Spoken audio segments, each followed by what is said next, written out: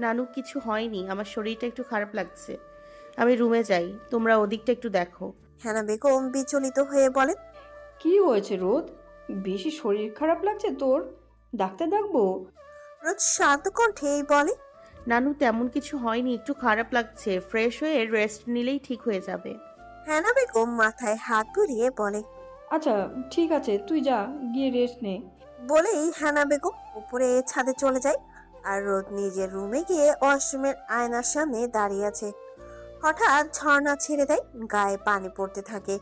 নিজের হাত দিয়ে গলার কামড়ের দাগে ঘষতে থাকে আর ফুপিয়ে কেঁদে ওঠে। কাঁদতে কাঁদতে রোদ ঝর্ণার নিচে বসে পড়ে। এইদিকে ছাদে নিলয় নীলাকে দেখে মুখ লুকাচ্ছে আর নীলা হেসে কুটি কুটি হচ্ছে। নিলয় মনে মনে বলে। বালের কপাল, জীবনে কোনো মেয়ের কাছ থেকে এইভাবে পালিয়ে বেড়াতে হবে জীবনে ভাবিনি। আজ তার মান সম্মান সব প্লাস্টিক হয়ে যাচ্ছে।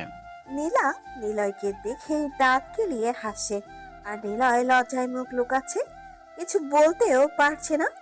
অহনা হেনা বেগমকে জিজ্ঞাসা করে রোদের কথা। হেনা বেগম বলে রোদের শরীর ভালো না, তাই সে রুমে রেস্ট নিচ্ছে। অয়ন সে কথা শুনে আর ভাবতে থাকে। রোদকে তো কিছুক্ষণ আগেই দেখলাম, ঠিকঠাক তো ছিল, হঠাৎ কি হলো? সারা রাত রোদ রুম থেকে বের হয়নি। অস্থিরতা তাকে সব দিক দিয়ে ঘিরে ধরেছে। রাতে শুভ্র বাসায় ছিল না, শেষ রাতের দিকে বাসায় আসছে। কোথায় ছিল কারোরই জানা নেই। আজকে নীরার বিয়ে, পুরো বাড়ি রাজকীয়ভাবে সাজানো হয়েছে। নীরা বউ সেজে স্টেজে বসে আছে। পাশে তার হাজবেন্ড নীরব, একজন ডক্টর। দেখতে মাশাআল্লাহ দুজনকে খুব সুন্দর লাগছে। কবুল বলে বিয়ে সম্পন্ন হয়। খাওয়া দাওয়া করে আসে বিদায়ের পালা। এই সময়টা প্রতিটা মেয়ের জন্যই কষ্টকর। নীরা অনেকটা কান্না করে সবাইকে জড়িয়ে ধরে। রোদের মাথায় হাত দিয়ে বলে। সাবধানে থাকিস বনু। রোদও অনেক কাঁদে। এই বাড়ির মানুষ যতই খারাপ ব্যবহার করুক না কেন, নীরা তাকে নিজের বোনের মতোই ভালোবাসে। নীরাকে বিদায় দিয়ে সবাই বাড়ির ভিতর চলে আসে। রোদের কাঁদতে কাঁদতে চোখ মুখ ফুলে আছে। রোদের দিকে কেমন করে যেন তাকিয়ে আছে অয়ন। শুভ্রের আগের রাগটা যেন ধপধপ করে আরো কয়েক গুণ বেড়ে যায়। রাগে চোখে তাকিয়ে আছে ওদের দিকে। শুভ্র রাগের জোয়াল শক্ত করে আছে। ইচ্ছে করছে এই মেয়েকে ঠাটিয়ে চড় মারতে। বাড়ির মেহমানরা অনেকেই চলে গেছে, অল্প কয়েকজন আছে হয়তো। রোদ কিচেন থেকে সবার জন্য পানি আনে। হেনা বেগমকে পানি দিতে গিয়ে সেটা শুভ্রের গায়ে পড়ে যায়। শুভ্র হেনা বেগমের পাশেই বসেছিল। শুভ্র যেন সুযোগ খুঁজছিল এই মেয়েকে শায়েস্তা করার, আর সেটা পেয়েও গেল। রাগে চোয়াল শক্ত করে উঠে দাঁড়িয়ে পর পর ঠাস ঠাস দুটো থাপ্পড় মারে। আরাফ চৌধুরী সেখানেই ছিল। হেনা বেগম দাঁড়িয়ে যায়, কারণ সে ভাবেনি সামান্য একটু পানি পড়েছে গায়ে, তার জন্য শুভ্র রোদকে এইভাবে থাপ্পড় দিবে। আরাফ চৌধুরী রাগে জল শক্ত করে শুভ্রকে বলে। শুভ্র, সামান্য একটু পানি পড়েছে তার জন্য রোদকে তুমি এইভাবে মারবে? এটা আমাদের বাড়ির শিক্ষা, হ্যাঁ? দিন দিন তুমি কিন্তু বেশি বিগড়ে যাচ্ছ। শুভ্র রাগের দাঁত কটমট করে বলে। ওর সাথে এইরকম করা উচিত। ওর মতো একটা বলতে যাবে এমন সময় আরাফ চৌধুরী শুভ্রর গালে সজোরে একটা থাপ্পড় মারে। শুভ্রের চোখ রাগে লাল হয়ে আছে। আরাফ চৌধুরী রাগান্বিত হয়ে বলে। ব্যাস, অনেক হয়েছে, আর না। অনেক বলেছো তুমি। ভুলে যেও না রোদ আর তোমার সম্পর্ক। শুভ্র রাগে চিৎকার করে বলে। এই মেয়ের সাথে আমার কোনো সম্পর্ক নেই, আর কোনো জন্মে ছিল না। আরাফ চৌধুরী রাগী গলায় বলে। আজকে তুমি যে কথাগুলো বলছো, এমন একদিন আসবে যেদিন তুমি এইসব কথা আর কাজের জন্য নিজেকে মাফ করতে পারবে না, মনে রেখো। শুভ্র রাগে সোফায় লাথি মেরে বাড়ি থেকে বেরিয়ে যায়। রোদ মাথা নিচু করে দাঁড়িয়ে আছে। আরাফ চৌধুরী রোজের কাছে এসে বলে। হেনা বেগমকে উদ্দেশ্য করেই বলে। অনেক হয়েছে মা, আর যাই হোক, রোদকে আর আমি কষ্ট সহ্য করতে দেব না। তোমার কথা শুনে এতদিন চুপ ছিলাম, কিন্তু আজকে আর না। অনেক হয়েছে। এখন আমি যে সিদ্ধান্ত নেব সেটা হবে ব্যাস। রোদ কাঁদতে কাঁদতে দৌড়ে নিজের রুমে চলে যায়। অয়ন যেন বুকটা ফেটে যাচ্ছে, কেমন যেন অস্থির লাগছে। সে কিছুই বুঝতে পারছে না। আর এইদিকে রিয়া শয়তানি হাসে, কারণ তার প্ল্যান মতোই কাজ হচ্ছে। রাত 12:30। ছাদে দাঁড়িয়ে আছে রোদ, আকাশের দিকে তাকিয়ে আছে। কেন জানি তার বাঁচতে ইচ্ছে করছে না আর।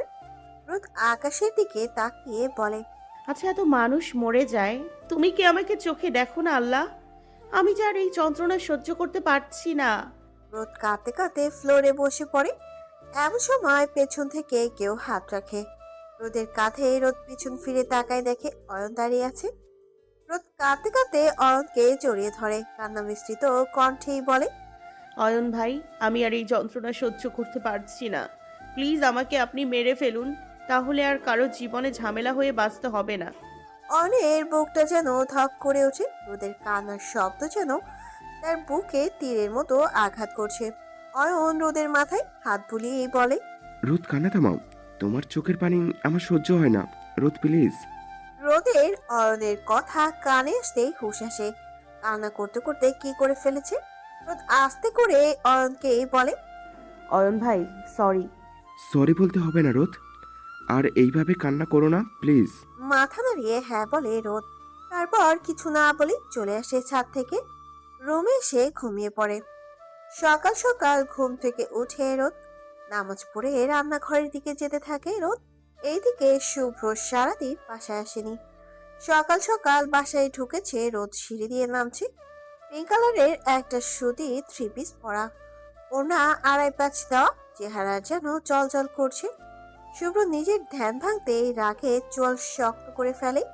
রোদের সামনে সেই বলে, 5 মিনিটের মধ্যে কফি নিয়ে আমার রুমে আয় রোদ।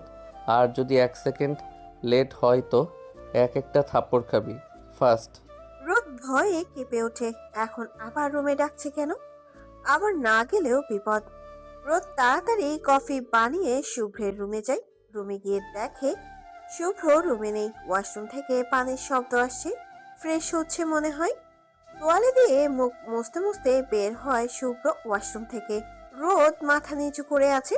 শুভ্র ভেবে পায় না এই মেয়ে তার সামনে আসলেই মুখে তালা দিয়ে রাখে। রোদ টেবিলে কফি রেখে যেতে যাবে, এমন সময় শুভ্র রোদকে ডাকে।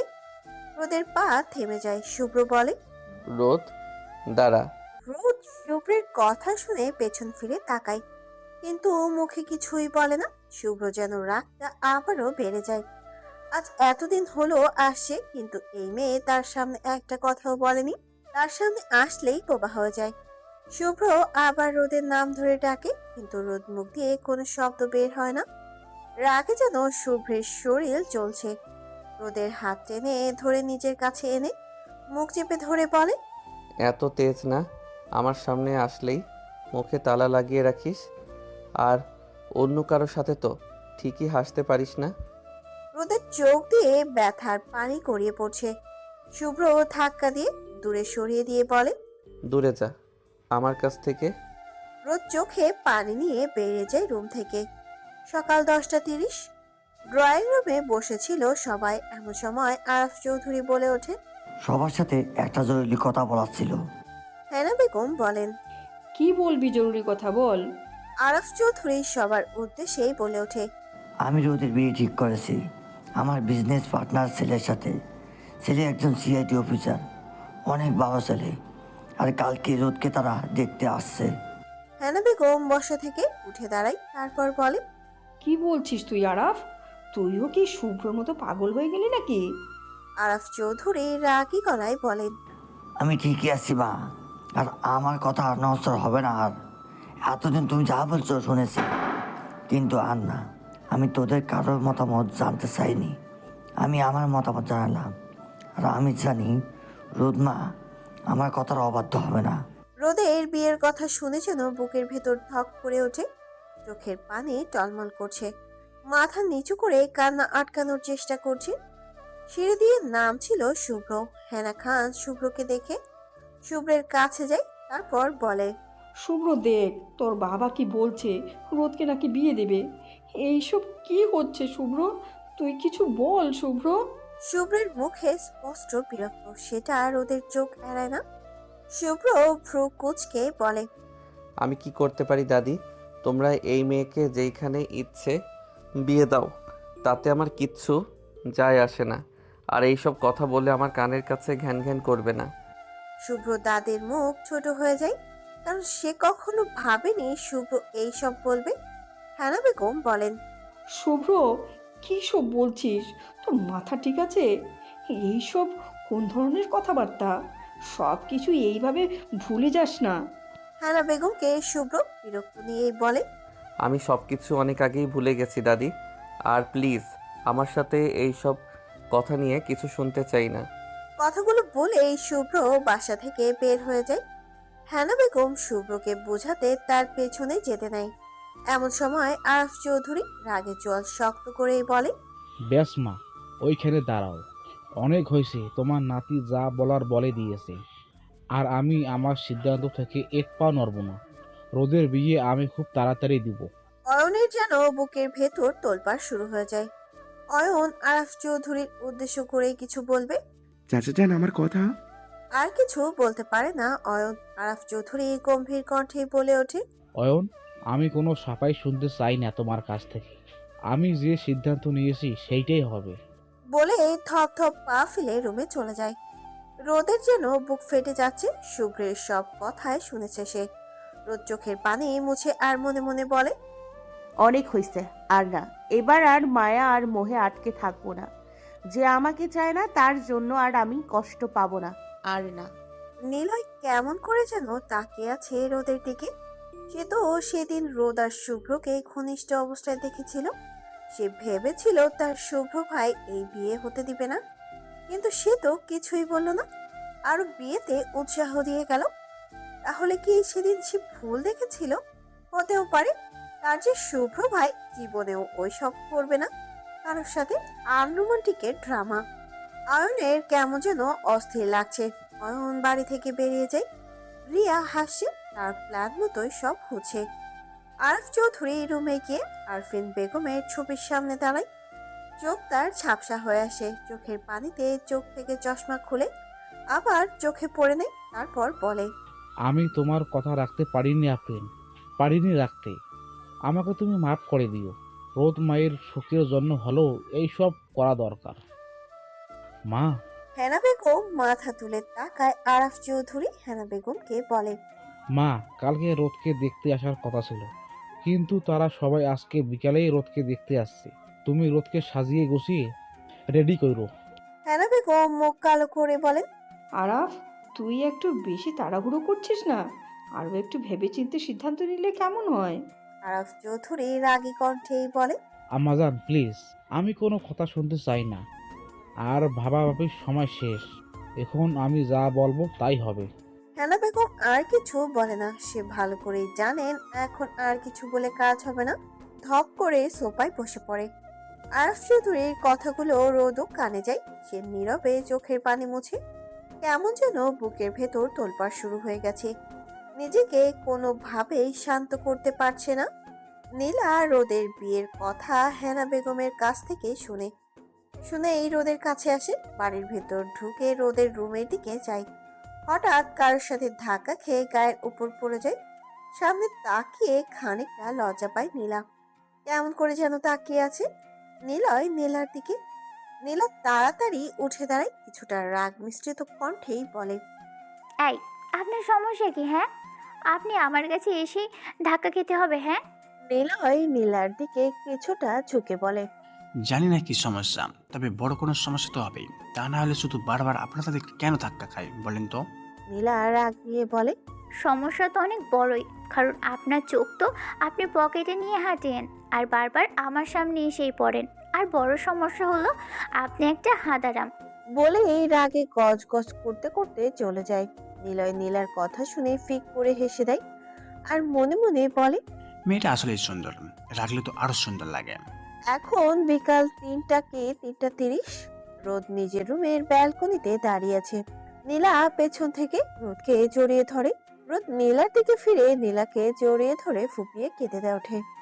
নীলা রোদের মাথায় হাত রাখে, তারপর বলে, রোদ, শান্ত হ। যে তোর না আর যে তোকে কখনো ভালোই বাসেনি তার জন্য কষ্ট পাস না। অতীত ভুলে বর্তমান আর ভবিষ্যৎ সুন্দর করে তোল। আচ্ছা, অতীত ভুলে যাওয়া কি এতটাই সহজ? চাইলেও কি আমরা অতীত ভুলতে পারি? নীলা কিচ্ছু বলে না। রোদ আস্তে আস্তে শান্ত হয়। নীলা রোদকে একটা সুন্দর লাল রঙের শাড়ি পরিয়ে সুন্দর করে সাজিয়ে দেয়। নীলা অবাক হয়ে তাকিয়ে আছে রোদের দিকে। নীলা রোদকে উদ্দেশ্য করেই বলে, জানো তোকে যা লাগছে না, ছেলেপক্ষ আজকে দেখে তোকে আজই না বিয়ে করে নেয়। রোদ মলিন হাসে, তার বুকের ভেতর যেন তোলপাড় শুরু হয়ে গেছে। ইচ্ছে করছে চিৎকার করে কাঁদতে, কিন্তু সে পারছে না। পাত্রপক্ষ অনেক আগেই এসে গেছে, ড্রয়িং রুমে বসে আছে। নীলা রোদকে নিয়ে আস্তে আস্তে রুম থেকে বের হয়, সিঁড়ি দিয়ে নামছে। রোদ আস্তে সালাম দেয় রোদকে, সোফায় বসায়। রোদ মাথা নিচু করে বসে আছে, টুকটাক প্রশ্ন করছে, সেসব উত্তর দিচ্ছে রোদ। ছেলের মা বাবা আর বোনরা দেখতে এসেছে। বাড়ির সবাই আছে, এখানে নাই শুধু শুভ্র। ছেলের মা সবার সামনে বসেই বলেন, আমাদের মেয়ে পছন্দ হয়েছে, ভারী মিষ্টি মেয়ে রোদ। আরাফ চৌধুরীকে উদ্দেশ্য করে বলেন আকাশের মা। এখন ছেলে মেয়েকে একটু আলাদা কথা বলতে দিন, আর আমরা বিয়ের দিনক্ষণ নিয়ে কথা বলছি। আরাফ চৌধুরী রোদকে উদ্দেশ্য করে বলেন। রোদমা, তুমি আকাশকে নিয়ে উপরে যাও। রোদ উঠে দাঁড়ায় আর সিঁড়ি দিয়ে হাঁটা ধরে, আর পিছু পিছু আকাশও যায়। শুভ্র ছাদে আসছিল সিগারেট খেতে খেতে। ছাদে এসে অপ্রকাশিত কিছু চোখে পড়ে, রাগে চুল শক্ত করে আছে শুভ্র। রাগে নিজের চুল চেপে ধরে আছে। শুভ্র সেই দুপুরেই বাড়িতে এসেছে, রুম থেকে বের হয়নি। মনটা কেমন যেন অস্থির লাগতেছিল, কিন্তু কেন এমন লাগছে জানা নেই তার। তাই সে সিগারেট খেতে খেতে ছাদে যায়। ছাদে রোদকে একটা ছেলের সাথে ওইভাবে দেখে যেন হিতাহিত জ্ঞান শূন্য হয়ে পড়ে। রোদ শাড়ি পরেছে, শাড়ি পরে ভালো মতন হাঁটতে পারছে না। শাড়িতে পেঁচিয়ে যখন পড়তে নিতে যাবে, তখন আকাশ রোদকে ধরে ফেলে। আর সেই অবস্থায় শুভ্র রোদকে দেখে ফেলে যে রোদকে একটা ছেলে জড়িয়ে আছে। রাগে কিছু ভেবে পায় না, শুভ্র নিজের রুমে চলে যায়। এসে দেয়ালে ঘুষি দিতে থাকে। সে কোনোভাবেই যেন নিজের রাগ কন্ট্রোল করতে পারছে না। ইচ্ছে করছে রোদকে সহ ওই ছেলেটাকেও মেরে ফেলতে। শুভ্র দেয়ালে ঘুষি দিতে দিতে বলে, এই মেয়েটার জন্য কেন আমার এত রাগ হচ্ছে? ও জাহান্নামে যাক, তাতে আমার কিচ্ছু না। এইদিকে রোদ আকাশকে দূরে সরিয়ে দিয়ে দূরে গিয়ে দাঁড়ায়। আকাশ মুচকি হাসে আর মনে মনে বলে, আগের জন্য হয়তো কোনো ভালো কাজ করছিলাম, তাই তো এই জন্মে এত ভালো সুন্দর বউ পাচ্ছি। চাঁদের গায়ে খুদ আছে, কিন্তু এই জান্নাতের হুরপরির গায়ে কোনো খুদ নেই। মনে হচ্ছে আল্লাহ খুব যত্ন করে বানিয়েছে। আকাশ একধানে তাকিয়ে আছে রোদের দিকে। রোদের কেমন যেন বিরক্ত লাগছে। এইভাবে তাকিয়ে আছে কেন এই লোক? মাথায় কি সমস্যা? আস্তে করে কাশি দেয় রোদ। আকাশের ধ্যান ভানে আনমনে বলে ওঠে, আপনি সত্যি অনেক সুন্দর রোদ। রোদ মাথা নিচু করে আছে। আকাশ আবারও বলে, এই বিয়েতে রাজি? আপনার কোনো আপত্তি নেই তো? রোদ কিছু বলে না, ঠোঁট কাঁপছে, নিজের কান্না আটকে রাখার চেষ্টা করছে। বুকের ভেতর যেন ঝড় বইছে। আকাশ আর কিচ্ছু বলে না। সে ভেবে নেয় রোদ হয়তো লজ্জা পাচ্ছে। তখনই নীলা আসে রোদ আর আকাশকে ডাকতে। দুজনে নিচে চলে যায়। আকাশের পাশাপাশি বসায় দুজনকে। আকাশের আম্মু একটা আংটি বের করে দেয় আকাশকে। আকাশ রোদের হাতে আংটি পরিয়ে দেয়, ডায়মন্ড আংটি যেন। রোদের ফর্সা হাতে চঞ্চল করছে। এই সব কিছু ওপরে দাঁড়িয়ে দেখছিল শুভ্র। কেন জানি তার ভীষণ রাগ হচ্ছে। রোদ নিজের রুমে চলে আসে, আর পাত্রপক্ষ বিয়ের দিন তারিখ ঠিক করে যায়। সামনের সপ্তাহে রোদ আর আকাশের বিয়ে। এর মধ্যে বিয়ের শপিং, তারপর যা যা লাগে সব ঠিকঠাক করতে হবে। আরাফ চৌধুরী ভীষণ খুশি, কারণ সে এই মেয়েটাকে এই নরক থেকে বের করতে পারবে। মেয়েটা একটু সুখের দেখা পাবে। রোদ রুমে সে কাঁদছে। নীলা রোদের কাছে যায়। রোদ নীলাকে জড়িয়ে ধরে কাঁদতে কাঁদতে বলে, নীলা, আমার খুব কষ্ট হচ্ছে। আমি তাকে ছাড়া অন্য কারোর কিভাবে হব? আমাকে একটু ভালোবাসলে কি এমন ক্ষতি হতো? নীলা রোদের মাথায় হাত বুলিয়ে বলে, কাঁদিস না রোদ, নিজেকে শক্ত কর। সে যদি তোকে ছাড়া থাকতে পারে, তাহলে তুই কেন পারবি না? ভুলে যা সব, মনে করবি সব একটা দুঃস্বপ্ন। নীলার কথা শুনে রোদ নিজেকে শান্ত করতে পারছে না। নীলা রোদের মুখ তুলে চোখের পানি মুছিয়ে দিয়ে বলে, জানো প্লিজ, এভাবে কাঁদিস না। তোর কান্না দেখে আমারও কান্না পাচ্ছে, প্লিজ। আর শোন, আকাশ ভাইয়াকে দেখে মনে হলো সে খুবই ভালো ছেলে, আর তাকেও সুখে রাখবে। রোদ কিছু বলছে না, শুধু ফুপিয়ে যাচ্ছে। নীলা আবারও বলে, সন্ধ্যা হয়ে আসছে জানো, আমি এখন বাসায় যাই, আর প্লিজ কান্না করিস না। রোদ কিচ্ছু বলছে না, শুধু ফুপিয়ে যাচ্ছে। নীলা আবারও বলে। নীলা রোদের রুম থেকে বের হয়ে সামনে হাঁটছে, এমন সময় কেউ হাত ধরে টেনে দেওয়ালের সাথে চেপে ধরে। নীলা কিছুটা ভয় পেয়ে যায়। সামনে নিলয়কে দেখে রাগে কটমট করতে করতে বলে, আয় অশুভ লোক, আপনি আমাকে এখানে এনেছেন কেন? ছাড়ুন বলছি, নইলে কিন্তু চিৎকার করব। নিলয় কেমন করে যেন নীলার দিকে তাকিয়ে থাকে, তারপর বলে। তো বারণ করেছে কে? করো তুমি চিৎকার। নীলা কিছুটা ঘাবড়ে যায়। ভয়ে ভয়ে লিজা জোরে জোরে শ্বাস নিচ্ছে। নীলার ঠোঁট থরথর করে কাঁপছে। নিলয়ের ঘোর লেগে যায়। ঠোঁটে ঠোঁট ডুবিয়ে দেয় নীলার ঠোঁটে। নীলা কিছুটা সময় লাগে কি হচ্ছে বুঝতে। যখন বুঝতে পারে কি হচ্ছে, তখনই নিলয়কে জোরে ধাক্কা দিয়ে নিজের কাছ থেকে সরিয়ে দেয়। ঠাস করে থাপ্পড় মারে নীলার, চোখের পানি পড়ে। নীলা দৌড়ে বাড়ি থেকে বেরিয়ে যায়। নীলয় কিছুটা সময় লাগে বুঝতে কি হচ্ছে। যখন বুঝতে পারে সে ঘরে বসে কি করে ফেলেছে, তখনই নিজের মাথা চেপে ধরে আর বলতে থাকে, ছি নিলয়, তুই এটা কি করে পারলি? ছি, এতটা নিচে কি করে নামলি? তোকে কি নীলা মাফ করবে? বলে রাগে দেওয়ালে খুশি দিতে থাকে। অয়নের কোনো খোঁজ সেদিনে যে বাসা থেকে বের হয়েছে তারপর আর ফেরেনি। রাত 12:30, রোদ বেলকনিতে দাঁড়িয়েছে, অন্ধকার আকাশের দিকে তাকিয়ে আছে। চোখ দিয়ে অনবরত পানি পড়ছে। আকাশের দিকে তাকিয়ে বলে, আমাদের বিচ্ছেদটা ছিল অনাকাঙ্ক্ষিত। আপনাকে কেন্দ্র করে আমি যে জগৎ সাজিয়ে গুছিয়ে গড়ে তুলেছিলাম একটু একটু করে, হঠাৎ একটা ঝড়ে সেই জগৎ ভেঙে চুরে চুরমার হয়ে গেল। আমি সবকিছু চুপচাপ দেখে গেলাম। সমুদ্রের ন্যায় তীরে ডোবা মানুষ অনেকক্ষণ সাঁতার কাটার পর যখন কূলের দেখা না পায়, শেষমেশ নিয়তিকে মেনে নেয়, সাদরে গ্রহণ করে মৃত্যু, তেমন আমারও যেন কিছুই করার নেই। আমি অসহায়ের মতো গ্রহণ করেছিলাম নিষ্ঠুরতম বিচ্ছেদকে। আমার বুকের পা পাশটা ফাঁকা হয়ে গেল। করুণ শূন্যতা হাড় কাঁপা শীতের মতো হু হু করে কাঁপতে থাকলো সব সময়। তুমি নাই, এমন একটা দুঃসংবাদ আমি মেনে নিতে পারছিলাম না কিছুতেই। কেন নাই এটা তো কথা ছিল না। এই শব্দের উত্তর খুঁজতে গিয়ে আমি নিজের বারবার ভুল ত্রুটি খুঁজেছি। নিজের অজান্তেই অপরাধী কাঠ করার নিজে দাঁড় করিয়েছি বারবার। প্রতিদিন প্রতি মুহূর্তে বারবার মনে হয়েছে তুমি ফিরবে। হ্যাঁ, তোমাকে ফিরতেই হবে। হ্যাঁ, ফিরেছো তুমি, কিন্তু আমি যাকে ভালোবেসেছি সে না, অন্য কেউ। খুব অচেনা হয়ে গেলে তুমি। আমি ভাবলাম তোমার অভাব আমাকে যেমন করে পোড়ায়, তেমনই হয়তো আমার অভাবও তোমাকে এমন করে পোড়ায়। যে তোমাকে দেখে আমি মুগ্ধ হয়েছি, যে তোমাকে আমি ভালোবেসেছি, সেই তুমি আজ খুব অচেনা হয়ে গেলে। আচ্ছা, এত হৃদয়হীন কেউ হয়? এত নিষ্ঠুর একটা মানুষকে আমি ভালোবাসলাম কি করে? হাজারটা কাটার পথ মারিয়ে আমি যে দুয়ারে দাঁড়াতে চেয়েছি, সেখানে আমার অপেক্ষায় কেউ ছিল না।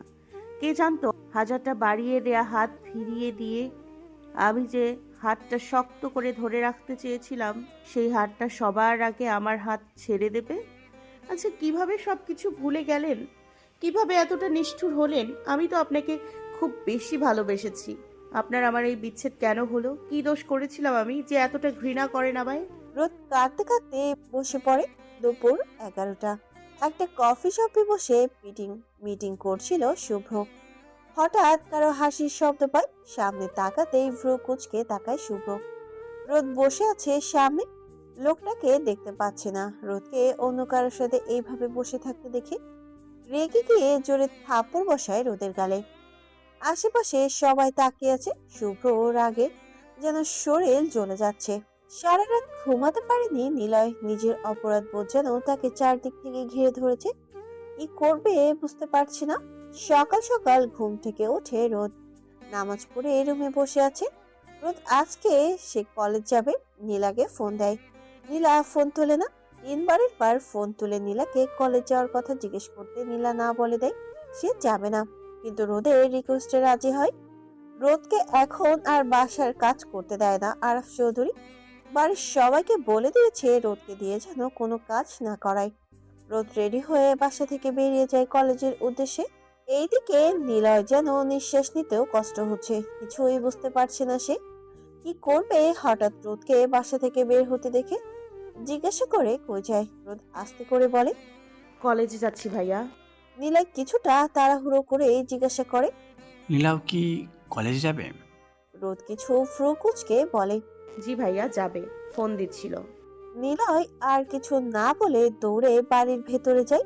রোদের মাথায় কিছুই ঢুকে না, সব যেন মাথার উপর দিয়ে যায়। রোদ তারপর রিক্সা নিয়ে চলে যায় কলেজে। পথ থেকে নীলাকে নিয়ে যাবে। ফার্স্ট ক্লাস করেই নীলা আর থাকতে চায় না। কলেজে রোদকে বলে। রোদ, আমার শরীরটা ভালো লাগছে না, চল বাসায় যাই। রোদ কিছুটা উত্তেজিত হয়ে বলে। কি হয়েছে নীলা, শরীর কি বেশি খারাপ লাগছে? একটু একটু, চল বাসায় চলে যাই। রোদ আর কিছু বলে না। নীলাকে নিয়ে কলেজ থেকে বেরিয়ে আসে। কলেজ গেট থেকে বের হতেই নীলার চোখ পড়ে নিলয়ের দিকে। নীলার রাগে দুঃখে চোখ ফিরিয়ে নেয়। রোদ পেছন পেছন হাঁটছে। নীলা একটু সামনে, নীলাকে দেখে। নীলার সামনে সে দাঁড়ায়। নীলা রাগে চোখে তাকিয়ে আছে, কোনো কথা বলছে না। নীলার সামনে হাঁটু গেড়ে বসে পড়ে, কানে ধরে। তারপর বলে, সরি খালাম্মা, এই না তোকো, সরি নীলা, আমার ভুল হয়েছে, প্লিজ মাফ করে দাও। নীলা কিছুটা অবাক হয়।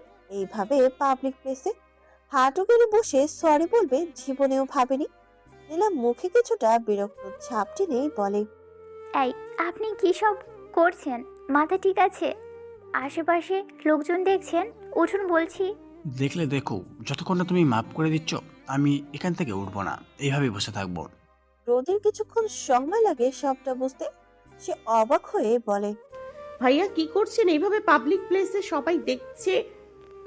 ছাড়ুন আপনি। নীলয় কপট রাগ দেখিয়ে বলে। যতক্ষণ না নীলা মাফ করছে ততক্ষণ আমি এখান থেকে উঠবো না। নীলা বিরক্ত হয়ে বলে, আচ্ছা ঠিক আছে, মাফ করে দিয়েছি, উঠুন আপনি। নীলয় উঠে দাঁড়ায়। রোদ এখনো অবাক হয়ে তাকিয়ে আছে। দুজনের দিকে চলছেটা কি এদের মধ্যে। নীলয় বলে, যখন মাফ করে দিয়েছ সে উপলক্ষে তোমার ট্রিটটা দিতে চাই, চলো। নীলয় কিছু বলছে না। রোদ কিছু একটা বলবে, কিন্তু নীলয় বলে, কিছু হবে না রোদ, সমস্যা নেই, চলো। আর নীলাও চলো, তুমি যদি না যাও আমাদের সাথে তাহলে ভাবো এখনো মাফ করনি আমায়। নীলা আর কিছু বলে না। সামনের দিকে হাঁটা দেয়। সাথে সাথে রোদ আর নীলয় সামনে একটা কফি শপে বসে আছে তিনজন। এইদিকে শুভ্র আসছিল কফি শপে একটা মিটিং শেষ হঠাৎ করে হাসির শব্দ পায়। সামনে তাকে দেখে রোদ হাসছে। রোদের সামনে একটা ছেলে বসে আছে, পেছন থেকে দেখছে। মুখ দেখেনি, রাগে যেন শরীর কাঁপছে। এরকম হেসে যাচ্ছে, ইচ্ছে তো করছে চিবিয়ে খেয়ে ফেলতে। রোদকে এটা ওটা বলে হাসিয়ে যাচ্ছে। নীলা গেছে অষ্টমে। হঠাৎ শুভ্র এসে কষে থাপ্পড় বসায় রোদের গালে। হঠাৎ কারো শক্তপোক্ত হাতের থাপ্পড় খেয়ে যেন মনে হচ্ছে গাল অবশ হয়ে আছে। রোদ সামনে শুভ্রকে দেখে ভয় পেয়ে যায়, মাথা নিচু করে দাঁড়িয়েছে। নীলয় বসা থেকে দাঁড়িয়ে যায়। নীলাও আসছিল ওয়াশরুম থেকে। রোদকে থাপ্পড় মারতে দেখে রাগে তার ইচ্ছে করছে এই লোকটাকে বুড়িগঙ্গার নদীতে চুবিয়ে মারতে। এই রোদটাও না কবে যে একটু প্রতিবাদী হবে। আরে শালি, তোকে চর মারছে, তুইও ফাটিয়ে একটা চর মারতি, তাহলেই বুঝতে পারতো চর খাওয়ার মজাটা কি। কি হচ্ছে ব্রো, তুমি রোদকে মারলে কেন? পেছন ফিরে নিলয়কে দেখে শুভ্র কিছু অপ্রস্তুত হয়ে যায়। সে ভেবেছিল অন্য কারোর সাথে বসে বসে হাসছে রোদ, কিন্তু না দেখে থাপ্পড় মারল নিলয়। আবার জিজ্ঞাসা করে, কিন্তু শুভ্র রেগে গিয়ে বলে, শাট আপ নিলয়, আমার কি করতে হবে না হবে সেটা কি আমি তোকে বলে করব? হ্যাঁ। নিলয় চুপ হয়ে যায়। শুভ্র রাগে ধপ ধপ পা ফেলে চলে যায় কফি শপ থেকে। নীলার যেন রাগে শরীর পুড়ে যাচ্ছে, ইচ্ছে করছে এই লোকটাকে খুন করতে। নীলা রোদের কাছে গিয়ে রোদকে জড়িয়ে ধরে বলে, জানো, তুই কাঁদিস না, এই লোকটাকে তো আমি দেখে নিব। একটা অসভ্য লোক কোথাকার, ইচ্ছে করছে লাথি মেরে ওগানটা ফেলে দিই। নিলয় নীলার দিকে চোখ বড় বড় করে তাকিয়ে আছে। নীলা নিলয়ের দিকে রাগে চোখে তাকিয়ে বলে, আই, আপনাদের বাড়ির 3 ছেলের কি মাথার তার ছেঁড়া নাকি? আমি তো জানতাম একজনেরই, কিন্তু এখন তো দেখছি সাথে তো আর একজনও দেখছি। নিলয় হতভম্ব হয়ে বলে, কি সব বলছো নীলা? আমি ঠিকই বলছি। এই হাই, ওই শালা পেতনি জামাই এত সাহস কি করে হলো আমার জানুকে মারার? কথায় কথায় থাপ্পড় মারে। কি পেয়েছে আমার জানুর গাল কি সরকারি যে যখন ইচ্ছে থাপ্পড় মারবে? শালা আসলে একটা খাটাস। নিলয় ভ্যাবলার মতো তাকিয়ে আছে। নীলা আবারও বলে, এই সব আপনার জন্য হয়েছে।